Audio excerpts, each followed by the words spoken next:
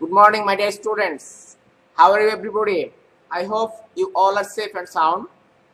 Today, we are going to practice or discuss about a very interesting grammatical item from your English second paper named narration or narrative style.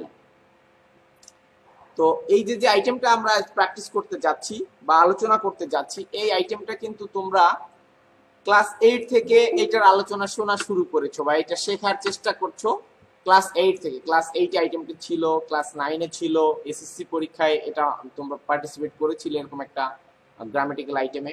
এরপরে তোমার এই যে 11 ক্লাসে এখন আমরা একটু অ্যাডভান্সড লেভেলের এখানে প্র্যাকটিস করতে হয়, বা এই যে ন্যারেশনের 11 12 এ বা এই যে ইন্টারমিডিয়েট লেভেলের যে ধরনের কোশ্চেন আসে, এই ধরনের কোশ্চেন তোমাদের এর আগে হয়তো ফেস করোনি। দ্যাট মিন্স তোমরা এর আগে করে এসেছো ডাইরেক্ট টু ইনডাইরেক্ট স্পিচ। তোমরা এর আগের যে ক্লাসগুলোতে স্কুল লেভেলে ন্যারেশনটা নরমালি এসে থাকে ডাইরেক্ট স্পিচ থেকে ইনডাইরেক্ট স্পিচে পরিবর্তন করে লিখতে হয় ন্যারেটিভ যে স্টাইলটা। বাট তোমার এখানে কিন্তু এই ন্যারেশনের খুঁটিনাটি সমস্ত বিষয়গুলো তোমাকে জানতে হবে। এই কারণে জানতে হবে যে তোমার এখানে অনেক সময় দেখা যায় যে এইচএসসি পরীক্ষাতে বা এই ইন্টারমিডিয়েট লেভেলে তোমাকে ইনডাইরেক্ট স্পিচ দেওয়া আছে, তোমাকে ডাইরেক্ট স্পিচে রূপান্তর করে লিখতে বলবে। তো একদম প্রথমে এখানে তোমাদের জন্য আমি একটা প্যাসেজ ন্যারেশন এনেছি। এখানে বেশ কয়েকটা নিয়ম তুমি এখান থেকে জানতে পারবা বা বেশ কয়েকটা নিয়মের টাস্ক তুমি এই প্যাসেজ ন্যারেশনের মধ্যে পেয়ে যাবা। তো এরপরে আমি আবার তোমাদের সাথে একদম সেই গোড়া থেকে একটু আলোচনা করব খুবই সংক্ষেপে। তারপরে আমি তোমাদের ন্যারেশন করার জন্য বা ন্যারেশনের যে বেসিক যে কয়েকটা বিষয়ের দিকে লক্ষ্য রাখতে হয় সেই বিষয়গুলো একটু পয়েন্ট আউট করে দেখাবো। তারপরে তোমাদের সাথে আমি ন্যারেশনের যে সেন্টেন্স স্ট্রাকচার, হ্যাঁ, ইনডাইরেক্ট স্পিচের যে সেন্টেন্স স্ট্রাকচার, সেই স্ট্রাকচারটা একটু তোমাদের সাথে শেয়ার করব। তারপরে আমরা প্যাসেজ ন্যারেশনের কয়েকটা নিয়ম নিয়ে কথা বলবো।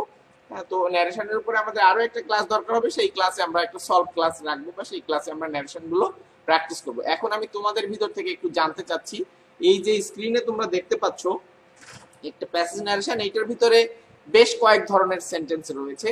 তো এখানে কয়েকটা নিয়মই তুমি পাবা। এখন এই ন্যারেশনটা কে কে সলভ করতে পারবা তারা একটু রেসপন্স করো বা একটু একটু আমার সাথে একটু সংযুক্ত। হ্যাঁ, কারিমা পারবা নাকি? আর কে কে একটু নাম বলো, নাম বললে হবে। বুশরা মাত্র জয়েন করলো নাকি? আর কে কে পারবা? আমি একটু পড়ে দিচ্ছি তোমাদের। এখানে দেখো, আসলে প্যাসেজ ন্যারেশন করার সময় যে কাজগুলো তোমাকে করতে হবে, এক ডাইরেক্ট থেকে ইনডাইরেক্ট করার সময় তোমার প্যাসেজ ন্যারেশনটা একাধিকবার পড়তে হবে। এটা কিন্তু প্যাসেজ ন্যারেশনের নিয়ম হচ্ছে, তুমি এটা নিয়ম হিসেবে মনে রাখার চেষ্টা করো বা মনে রাখতে পারো। আমি কিন্তু যেটা এখন বলছি এটা যে কোনো প্যাসেজ ন্যারেশন ডাইরেক্ট স্পিচ থেকে ইনডাইরেক্ট স্পিচে পরিবর্তন করার একটা নিয়মই তুমি এটাকে বলতে পারো। সেটা হচ্ছে যে at first you have to read on more time the passage narration carefully or attentively, and you will try to find out the speaker and listener of that very passage narration. তোমার কি করতে হবে, এটা একাধিকবার পড়তে হবে। পড়ার পরে এই প্যাসেজ ন্যারেশন থেকে যে স্পিকার এবং লিসেনার তোমাকে ফাইন্ড আউট করতে হবে বা খুঁজে বের করতে হবে। মানে এই ন্যারেশনটার মধ্যে কে কথা বলছে, কে কে শুনছে। আর মূলত আরেকটু শুরু থেকে যদি তোমাদেরকে আমি বলতে চাই, সেটা হচ্ছে এই ন্যারেশনের বিষয়টা হচ্ছে ডাইরেক্ট থেকে ইনডাইরেক্ট স্পিচে পরিবর্তন করার যে বিষয়টা, এটা হচ্ছে ডাইরেক্ট স্পিচটা এটা যে কোনো দুজন ব্যক্তির মধ্যে, নরমালি দুজনের মধ্যেই হয়ে থাকে সবসময়, যে কোনো দুজন ব্যক্তির মধ্যে একটা কনভারসেশন যেটা অলরেডি হয়ে গেছে, মানে দুজন ব্যক্তির মধ্যে একটা কথোপকথন বা একটা বিষয় নিয়ে আলোচনা অলরেডি শেষ হয়ে গেছে, সেইটা হুবহু তোমার সামনে তুলে ধরা হলো, এটা হচ্ছে ডাইরেক্ট স্পিচ। তো এইটা যখন তুমি তোমার ভাষায়, তুমি থার্ড পারসন, অন্য দুজন ব্যক্তির কনভারসেশন তুমি তোমার মতো করে কোথাও প্রেজেন্ট করছো বা তুমি তোমার ভাষায় তুলে ধরছো, তখন তুমি থার্ড পারসন হিসেবে দুজন ব্যক্তির কনভারসেশন প্রেজেন্ট করছো, এটা তুমি তোমার ভাষায় তুলে ধরবা। এটাকে বলা হচ্ছে ইনডাইরেক্ট ন্যারেশন বা ইনডাইরেক্ট স্পিচ। তো ন্যারেশনের বিষয়টা হচ্ছে এরকম। তো এক্ষেত্রে you have to maintain some rules or structures in order to change the style of narration। সেটা হচ্ছে ডাইরেক্ট থেকে ইনডাইরেক্ট তোমার স্টাইলটা চেঞ্জ করার সময়, তো তুমি তোমার ভাষায় যখন এটা লিখবা বা বলবা, তখন তোমাকে কয়েকটা নিয়ম ফলো করতে হবে। সেই নিয়মগুলো তুমি এই প্যাসেজ ন্যারেশনটার মধ্যে অনেকগুলো নিয়ম পেয়ে যাচ্ছ। একটু দেখো এখানে আসলে প্রথম সেন্টেন্সেই বা একদম প্রথমে যে রিপোর্টিং ভার্বটা রয়েছে, সে তার সাবজেক্ট অবজেক্ট দেখে আমরা বুঝতে পারছি যে এই প্যাসেজ ন্যারেশনটার স্পিকার হচ্ছে প্রথমত দ্য টিচার এবং লিসেনার হচ্ছে দি বয়। তাহলে এখানে প্রথমেই এটা দেখা যাচ্ছে যে the teacher said to the boy, Do you know that honesty is the best policy? Yes sir, I think so, replied the boy. হ্যাঁ, তারপরে দেখো, how intelligent you are, then learn to be honest from your boyhood, said the teacher. তাহলে yes sir, I think so এই কথাটা বলেছে the boy। তারপরে আবার how intelligent you are এরকম একটা সেন্টেন্স ইনভার্টেড কমার মধ্যে আরো একটা সেন্টেন্স রয়েছে, then learn to be honest from your boyhood, said the teacher। এখানে দুইটা sentence, how intelligent you are এটা কি ধরনের সেন্টেন্স বলো তো? how intelligent you are Karima, exclamatory sentence. হ্যাঁ হ্যাঁ, একজন করে আসো। তারপরে হচ্ছে দেখো, then learn to be honest from your boyhood, এটা কি ধরনের সেন্টেন্স? Imperative sentence. তাহলে এই দুইটা সেন্টেন্স একসাথে কে বলেছে? The teacher. তারপরে দেখো, thank you sir, thank you sir.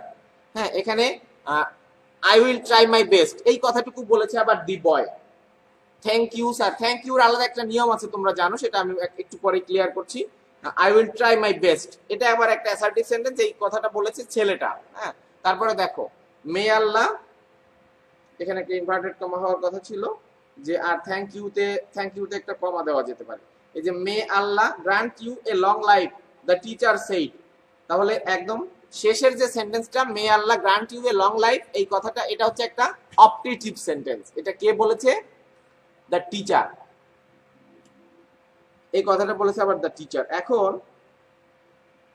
এইটা কারিমা বলেছিল প্রথমে যে তুমি সলভ করতে পারবা, তো এখন তুমি একটু বলো তো দেখি, তুমি যেভাবে বলবো ওইভাবে আমি লিখবো। এখানে প্রথমে the teacher said to the boy, do you know that honesty is the best policy. এটা একটা ইন্টারোগেটিভ সেন্টেন্স, ইন্টারোগেটিভ সেন্টেন্সের রিপোর্টিং ভার্ব। আচ্ছা, আমি আরেকটু শেয়ার করি তোমাদের সাথে, অনেকেই আছে হয়তো ভুলে টুলে গেছো কিনা। তো ন্যারেশন করার সময় তোমার যে জিনিসটা খেয়াল করতে হবে, ইনভার্টেড কমার ভিতরের যে অংশটা, এটাকে কি বলা হয় বলো তো? Reported speech.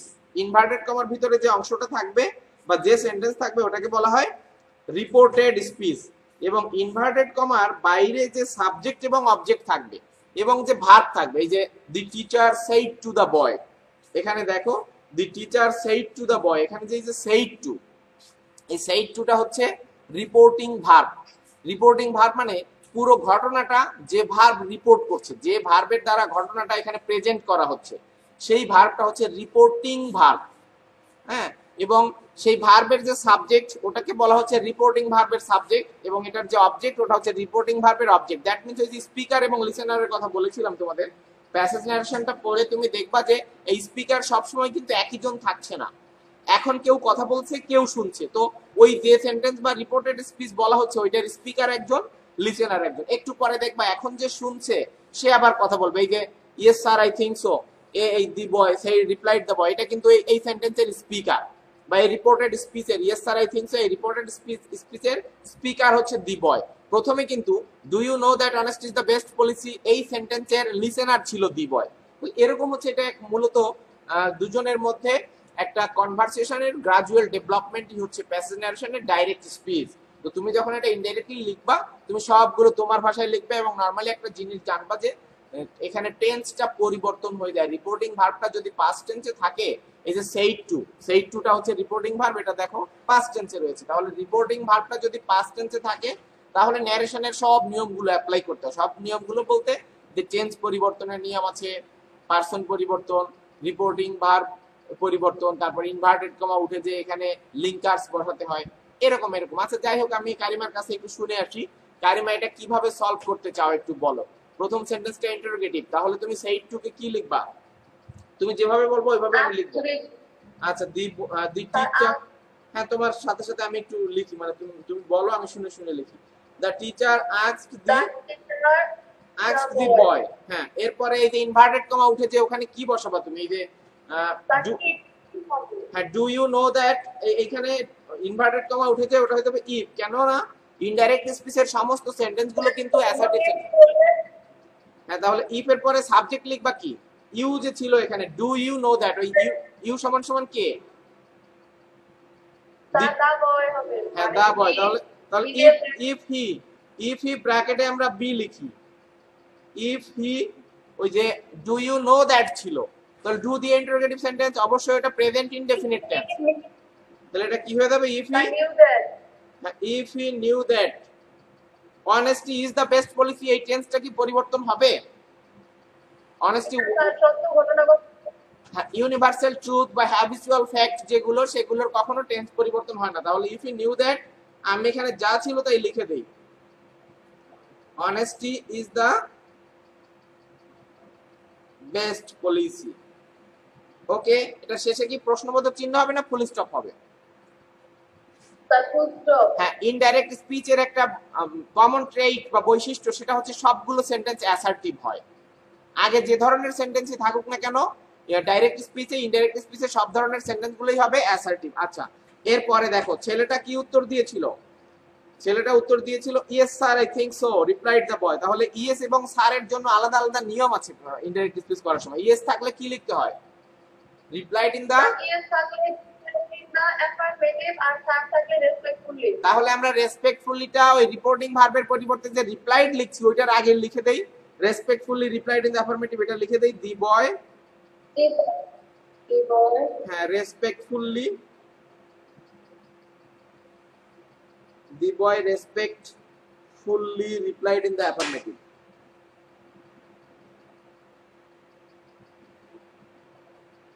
The boy respectfully replied in the affirmative.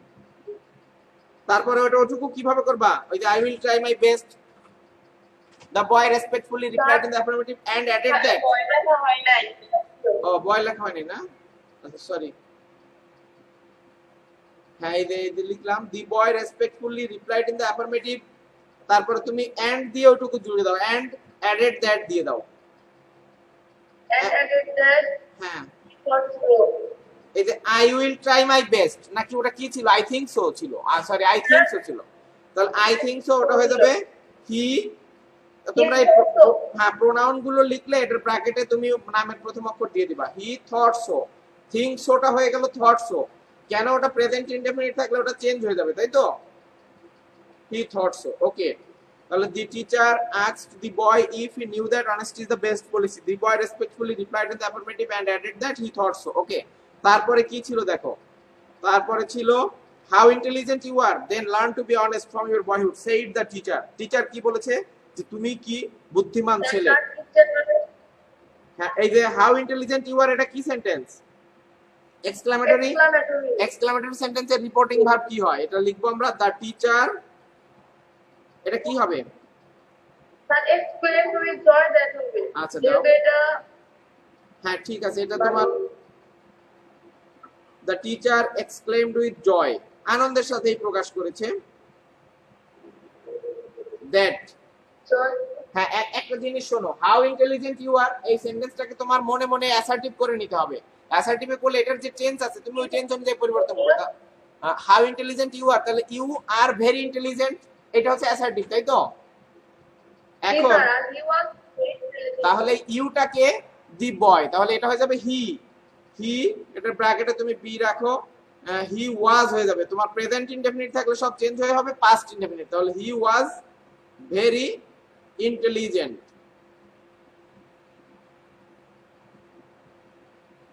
He was very intelligent. And দিয়ে জুড়ে দিতে পারো তুমি, বা এখানে এন্ড অ্যাডেড দ্যাট, বা এখানে অ্যাডেড দ্যাট না, এইখানে তুমি এন্ড অ্যাডভাইসড দ্যাট দিতে পারো। এটা শেষ করে দাও, then learn to be honest from your boyhood and advised him, এটা দিতে পারো। অথবা এখানে ফুল স্টপ দিয়ে তুমি লিখতে পারো দেন হি অ্যাডভাইসড হিম, দেনটাকে তুমি রাখতে পারো প্রথমে। তো একটা নিয়ম আছে যে রিপোর্টেড স্পিচের শুরুতে যদি দেন, বাট, সো এইগুলো থাকে তাহলে তুমি এটা ওই রিপোর্টিং ভার্বের সাবজেক্টের শুরুতে নিয়ে আসতে পারো। তাহলে এখানে যদি আমরা ফুল স্টপ দিয়ে দেই, এখানে তুমি এভাবে লিখতে পারো দেন হি, এটার ব্র্যাকেটে টি রাখো, দেন হি অ্যাডভাইসড দি বয়। নাকি কারিমা ঠিক আছে তো? স্যার আমি এরিয়া আসতে চাই না। কি দেন?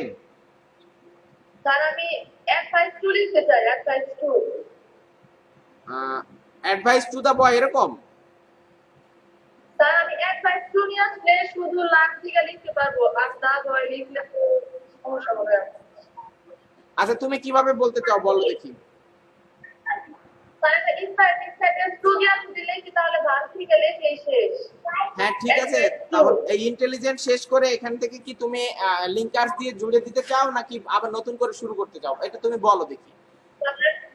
দেন হ্যাঁ The then teacher advised to. হ্যাঁ দেন the teacher advised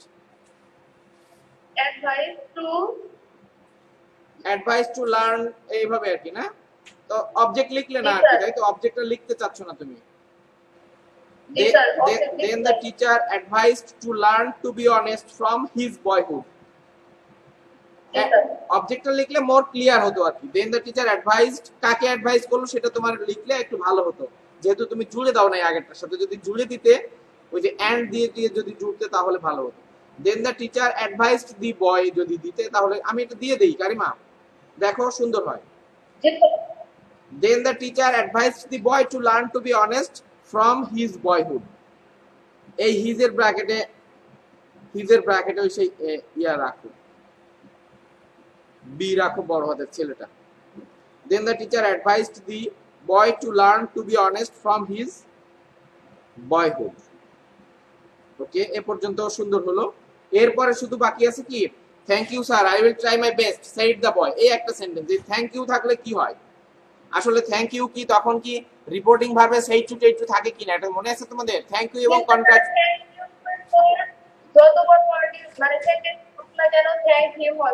হ্যাঁ থ্যাংক ইউ এবং কনগ্রাচুলেশন এই দুইটা যদি রিপোর্টেড স্পিচে থাকে তাহলে রিপোর্টিং ভার্ব হিসেবে এটাই হয়ে যায় টেন্স অনুযায়ী, যে থ্যাংক বা কনগ্রাচুলেটেড। তাহলে এটা ছেলেটা বলেছিল, দি বয় রেসপেক্টফুলি থ্যাংক দ্য টিচার বা থ্যাংকড হিম, এভাবে বলতে পারো। থ্যাংক ইউ স্যার বলেছিল তো, দি বয় রেসপেক্টফুলি থ্যাংকড দি টিচার। তারপরে ওটা কি লিখবা, ওই যে and added that, এখানে একসাথে জুড়ে দাও তুমি, and added that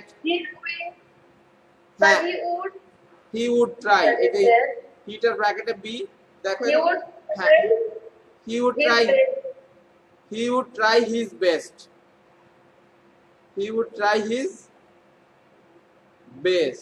ওকে। তারপরে লাস্টে একটা সেন্টেন্স আছে, এটা হচ্ছে অপটেটিভ সেন্টেন্স।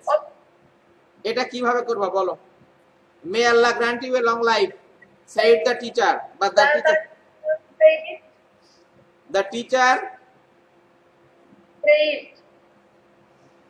teacher prayed বা wished, তাই তো? and the teacher prayed that, এটা অবজেক্ট দেওয়ার দরকার নাই, prayed that Allah might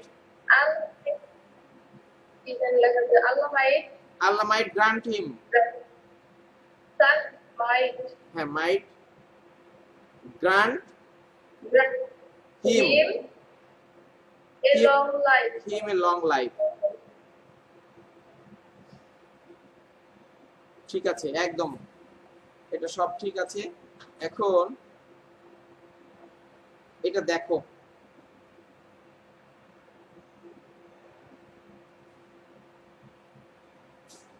এটা দেখো এরকম ছিল, এখন এটা ইনডাইরেক্ট স্পিচে করার পরে এগুলো চলে আসছে। তাহলে এখানে বেসিক যে জিনিসগুলো আমি তোমাদের সাথে 4-5টা পয়েন্ট শেয়ার করতে চাই, তাহলে হয়তো আজকের ক্লাসটা শেষ হবে। এর পরের দিন আমি তোমাদের সাথে স্ট্রাকচার বা শুরু থেকে একটু বলবো। আর যদি তোমাদের ভিতরে কেউ ভুলে যেয়ে থাকো ন্যারেশনের বিষয়টা কি আসলে, তো তাদের জন্য এখান থেকে সংক্ষেপে একটু দেখতে পারো যে শাব্দিক অর্থ ব্যাখ্যা করতে গেলে ন্যারেট শব্দের অর্থ হলো বর্ণনা করা, ন্যারেশন অর্থ বর্ণনা, অর্থাৎ কারো বক্তব্য বর্ণনা করাকেই ন্যারেশন বলে। এটা একদম প্রাথমিক কথা। ন্যারেশন দুই প্রকার তোমরা জানো, যে একটা ডাইরেক্ট স্পিচ প্রত্যক্ষ উক্তি, আর একটা ইনডাইরেক্ট স্পিচ পরোক্ষ উক্তি। তো ডাইরেক্ট স্পিচ কাকে বলে এটা তোমাদের এমনি বললে বুঝতে পারবা, যে কারো মুখের কথা বা কারো বক্তব্য হুবহু তুলে ধরাকে বা হুবহু অন্যের নিকট বর্ণনা করাকে ডাইরেক্ট স্পিচ বলে। বাট এই কারো বক্তব্য যদি তুমি হুবহু তুলে না ধরে নিজের ভাষায় বর্ণনা করো তাহলে এটাকে তখন বলে ইনডাইরেক্ট স্পিচ বা ইনডাইরেক্ট ন্যারেশন। ইনডাইরেক্ট ন্যারেশনে তৃতীয় কোনো ব্যক্তি অন্যের কোনো কথা নিজের ভাষায় বলে থাকেন। এই যে এখানে বলা আছে সংজ্ঞাটা এরকম। ইনডাইরেক্ট স্পিচের সব সেন্টেন্স অ্যাসার্টিভে লিখতে হয়, এটা একটা মানে ইম্পর্টেন্ট নোট, এটা তোমাদের মনে রাখতে হবে।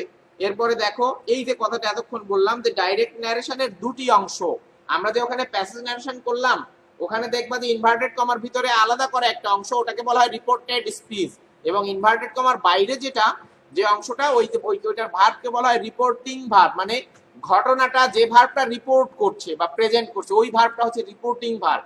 এবং ওইটার সাবজেক্টকে বলা হয় রিপোর্টিং ভার্বের সাবজেক্ট এবং অবজেক্টকে বলা হয় রিপোর্টিং ভার্বের অবজেক্ট। তাহলে এই হচ্ছে প্রাথমিক বিষয়গুলো ছিল। এরপরে দেখো এখানে এই পয়েন্টগুলো তোমাদের একটু মনে রাখতে হবে যে structures of indirect speech according to sentences, reporting ভার্বটি পাস্ট টেন্সে থাকলে এখন এরপরে যে নিয়মগুলো আমরা আলোচনা করব তার একটা কন্ডিশন থাকতে হবে, সেটা হচ্ছে যে রিপোর্টিং যে ভার্বটার কথা বললাম আমরা, রিপোর্টেড স্পিচের বাইরের যে ভার্বটা, ওই ভার্বটা যদি পাস্ট টেন্সে থাকে তাহলে তোমার এই সমস্ত নিয়মগুলো ফলো করতে হবে, বা তোমার যে একটা ডাইরেক্ট থেকে ইনডাইরেক্ট করার সময় যে বিষয়গুলোর দিকে প্রথমে নজর রাখতে হবে সেটা একটু দেখো। ডাইরেক্ট স্পিচকে ইনডাইরেক্ট স্পিচে পরিবর্তন করতে হলে ধারাবাহিকভাবে যে বিষয়গুলোর দিকে বিশেষ নজর রাখা দরকার, এর 1 নম্বর রয়েছে রিপোর্টিং ভার্ব পরিবর্তন করতে হয়। তোমার রিপোর্টিং ভার্বটা পরিবর্তন হবে কি অনুযায়ী? কারিমা একটু বলতে পারবা রিপোর্টিং ভার্বটা কি দেখে পরিবর্তন করবা?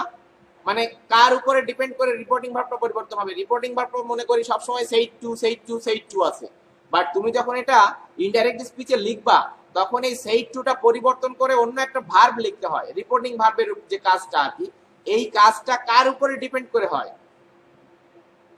তার সেন্টেন্সে কোন ভার্ব আছে এটা দেখতে। সেন্টেন্সে না, রিপোর্টেড স্পিচে কোন মানে কোন সেন্টেন্স আছে, রিপোর্টেড স্পিচটা কোন সেন্টেন্সে আছে।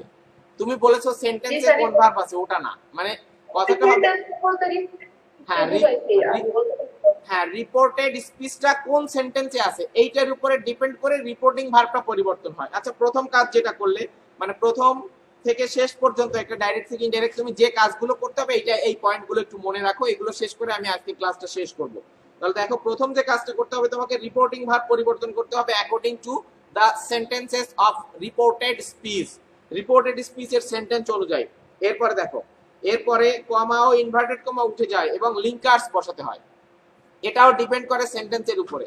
তোমার যে ইনডাইরেক্ট স্পিচের সবগুলো ফ্ল্যাট সেন্টেন্স হবে বা সবগুলো অ্যাসার্টিভ সেন্টেন্স হবে, এখানে কোনো রকম কমা ইনভার্টেড কমা এগুলা কিছু থাকবে না, প্রশ্নবোধক চিহ্ন বা কোনো নোট অফ এক্সক্লামেশন কিছুই থাকবে না, সবগুলো সেন্টেন্স অ্যাসার্টিভ হবে এবং সবগুলো শেষে ফুল স্টপ হবে। সেজন্য তোমাকে এই কমা ইনভার্টেড কমা তুলে দিয়ে সেখানে কি লিখতে হবে? একটা লিঙ্কার্স লিখতে হবে, যে রিপোর্টিং ভার্বের অংশটা এবং রিপোর্টেড স্পিচটা জুড়ে দেওয়ার জন্য you have to use a linkers. তো এই সেই লিঙ্কার্সটা, এই লিঙ্কার্সটাও বসবে তোমার রিপোর্টেড স্পিচের সেন্টেন্সের উপরে ডিপেন্ড করে, এটা মনে রাখতে হবে। তাহলে 2 নাম্বার কাজ করলে, প্রথমে যেটা করলে রিপোর্টিং ভার্বটা পরিবর্তন করলে, তারপরে কমা ইনভার্টেড কমা তুলে দিয়ে লিঙ্কার্স বসালে, তারপরে দেখো রিপোর্টেড স্পিচের সাবজেক্ট পারসন অনুযায়ী পরিবর্তন করতে হয়। মানে রিপোর্টেড স্পিচের মধ্যে যে সাবজেক্ট থাকে, ওই যে তোমাদের ওখানে প্রথম সেন্টেন্সে ছিল do you know that honesty is the best policy, ওখানে ইউটা ছিল সাবজেক্ট, তাহলে এটা আমরা পরিবর্তন করে ইফ হি লিখেছিলাম। দেখো ইফ হি নিউ দ্যাট, তাহলে হি আসলো কিভাবে? এখন একটা কথা মনে রাখো, সেটা হচ্ছে রিপোর্টেড স্পিচের ভিতরের সকল ফার্স্ট পারসন সমান সমান রিপোর্টিং ভার্বের সাবজেক্ট।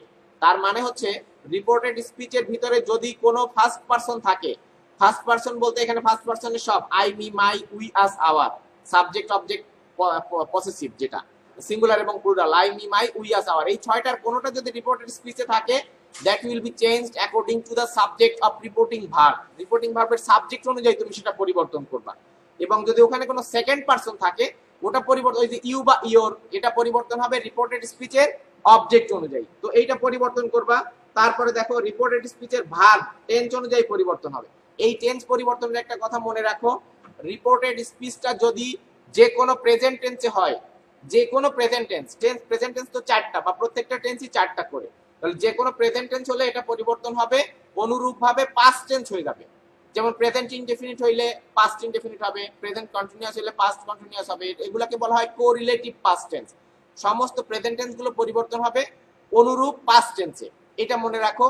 এবং যদি পাস্ট ইনডেফিনিটে থাকে তাহলে হবে পাস্ট পারফেক্ট, পাস্ট কন্টিনিউয়াসে থাকলে হয়ে যাবে পাস্ট পারফেক্ট কন্টিনিউয়াস। এই 6টা টেন্সের বেসিক্যালি পরিবর্তন হয়। এবং আর হচ্ছে ফিউচার ইনডেফিনিট থাকলে ওটা ফিউচার ইন দ্য পাস্ট হয়, যেমন শ্যাল উইল মে ক্যান থাকলে উড কুড মাইট হয়। তোমরা ওখানে দেখেছিলে ছেলেটা বলেছিল I will try my best, তোমরা ওখানে করলে যে he would try his best. Shall will থাকলে উড লিখবা, যেহেতু শুডের একটা আলাদা অর্থ আছে। ক্যান মে থাকলে উড এবং মাইট লিখবা। তারপরে দেখো রিপোর্টেড স্পিচের অবজেক্ট, এটাও পারসন অনুযায়ী পরিবর্তন হবে। এরপরে একটা নিয়ম শুধু তোমাদের এই প্যাসেজ নারেশনে ছিল না, সেটা হচ্ছে যে রিপোর্টেড স্পিচের মধ্যে কোনো নৈকট্য সূচক শব্দ থাকলে, মানে কোনো নিকটবর্তী শব্দ থাকলে এটা দূরবর্তী শব্দে লিখতে হয়। যদি এরকম বলা হয় যে my friend said to me I am reading নাও, তাহলে এই যে নাও যেটা এই নাও, এই নাও, দিস, তারপরে কাম, এই এরকম একটা লিস্ট আছে তোমাদের, যে দিস থাকলে দ্যাট হয়, কাম থাকলে গো হয়, হিয়ার থাকলে দেয়ার হয়, টুডে থাকলে দ্যাট ডে হয়, ইয়েস্টারডে থাকলে দ্য প্রিভিয়াস ডে হয়, নাও থাকলে দেন হয়। তাহলে আমি যদি এখানে বলি যে my friend said to me I am reading নাও, আমি যদি এই দেখো এখানে তোমার লাস্ট সেন্টেন্সটা যদি আমরা লিখতে চাই, my friend said to me, এটা যদি বলি, এখানে দেখো আমি একটা নিকটবর্তী শব্দ লিখছি, আই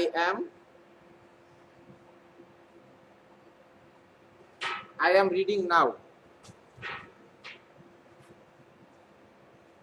এই নাও থাকলে কি করবা, তাহলে হি ওয়াজ রিডিং দেন, এখানে এটা তুমি করবা কি, হ্যাঁ হ্যাঁ এটা শেষ তোমাদের আজকের এই সেন্টেন্সটাই বলে আমি শেষ করছি।